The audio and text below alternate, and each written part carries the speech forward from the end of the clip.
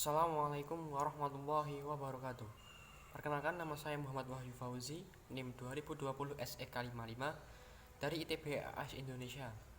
Hari ini saya akan menjelaskan tentang tugas praktikum ke-6, yaitu sedikit gambaran tentang lembaga keuangan syariah. Baik, langsung saja kita ke materi. Yang pertama yaitu sistem lembaga keuangan syariah. Pengertiannya, lembaga keuangan syariah adalah sebuah lembaga keuangan yang prinsip operasinya berdasarkan pada prinsip-prinsip syariah atau Islamiyah. Unsur kesesuaian suatu LKS dengan syariah Islam secara tersentralisasi diatur oleh DSN atau MUI yang diwujudkan dalam berbagai fatwa yang dikeluarkan oleh lembaga tersebut. Lembaga keuangan syariah atau LKS saat ini telah ada dan berkembang dengan cukup pesat. Telah banyak varian dari LKS di seluruh Indonesia. LKS merupakan lembaga keuangan syariah yang beroperasional dan berjalan dengan prinsip syariah Islam. Prinsip syariah Islam ini berbeda dari perbankan keuangan konvensional. LKS ini bebas riba saja, tapi juga harus bebas dari unsur-unsur masyir dan goror. Islam memerintahkan untuk menjauhi hal-hal tersebut karena dianggap zalim atau kerusakan. Penyelenggara LKS dituntut tidak hanya visi bisnis saja yang bertujuan meraup laba setinggi-tingginya dengan mengesampingkan syariah, namun juga harus memiliki visi syariah. Kemudian yaitu prinsip-prinsip sistem keuangan syariah. 1. Pelarangan riba.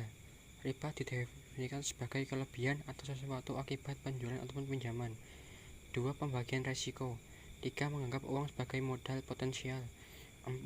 Larangan melakukan kegiatan spekulatif. 5. Kesucian kontrak.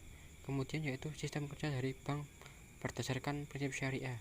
Cara kerja bank syariah berdasarkan prinsip syariah ialah aturan perjanjian menurut hukum Islam yang terjadi antara pihak bank dengan pihak lain guna menyimpan dana dan atau melakukan pembiayaan aktivitas usaha maupun kegiatan lainnya sesuai syariah. Agama Islam tidak menganjurkan menghasilkan uang lewat uang. Kemudian yaitu prinsip hukum perbankan syariah. 1. Prinsip kepercayaan. Prinsip kepercayaan adalah suatu asas yang melandasi hubungan antara bank dan nasabah bank. Bank berusaha dari dana masyarakat yang disimpan berdasarkan kepercayaan, sehingga setiap bank perlu menjaga kesehatan banknya dengan tetap memelihara dan mempertahankan kepercayaan masyarakat. 2. Prinsip kerahasiaan. Rahasia bank adalah segala sesuatu yang berhubungan dengan keterangan mengenai nasabah penyimpanan dan simpanannya. Kemudian prinsip kehati-hatian adalah suatu asas yang mengatakan bahwa bank dalam menjalankan fungsi dan kegiatan usahanya wajib menerapkan prinsip kehati-hatian dalam rangka melindungi dana masyarakat yang dipercayakan padanya. 4. Prinsip mengenal nasabah merupakan prinsip yang diterapkan dalam bank untuk mengetahui identitas. Kemudian produk dan jasa perbankan syariah secara umum. 1. Tabungan syariah adalah simpanan yang penarikannya melalui beberapa ketentuan yang sudah dijelaskan oleh pihak bank pada nasabah. Sarana penarikannya bisa menggunakan buku tabungan, ATM, atau slip penarikan. Ciri khas tabungan syariah adalah menerapkan akad wadiyah, yang artinya tabungan yang kita simpan tidak mendapatkan keuntungan karena cuma dititip.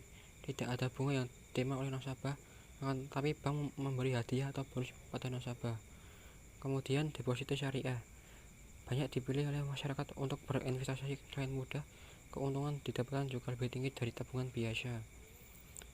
Tenor atau jangka waktu yang ditawarkan sama dengan deposito konvensional antara 1 hingga sampai 24 bulan. Kemudian yaitu syariah atau rahan.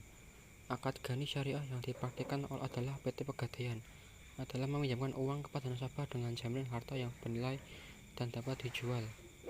Uang yang dipinjamkan adalah murni tanpa bunga, namun nasabah wajib menyerahkan barang jaminan untuk kepentingan sebagai alat pembayaran utang. Kemudian 4. Giro syariah. Salah satu produk perbankan syariah yang termasuk dalam konsep wadiyah atau titipan adalah secara giro. Ketentuan giro syariah menggunakan akad mudharabah sebagai berikut. Dalam transaksi ini nasabah bertindak sebagai sahibul ma'al atau pemilik dana. Bank bertindak sebagai mudharib atau pengelola dana. Untuk selebihnya bisa dilihat di dalam gambar ya. Kemudian yaitu yang kelima atau terakhir adalah pembiayaan syariah. Leasing sudah sangat familiar dalam kehidupan kita sehari-hari. Contoh dalam beli mobil atau benda lainnya. Sewa guna usaha pada awalnya dikenal di Amerika Serikat, yang berarti menyewa. Dalam ekonomi Islam artinya berkaitan dengan ijarah yang berasal dari kata al-jaru atau berdasarkan dalam Menteri Keuangan.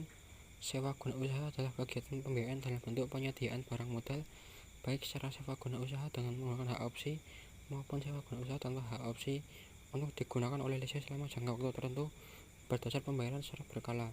Lesen terdapat dua kategori. Terima kasih. Apabila salah kata mohon maaf. Wassalamualaikum warahmatullahi wabarakatuh.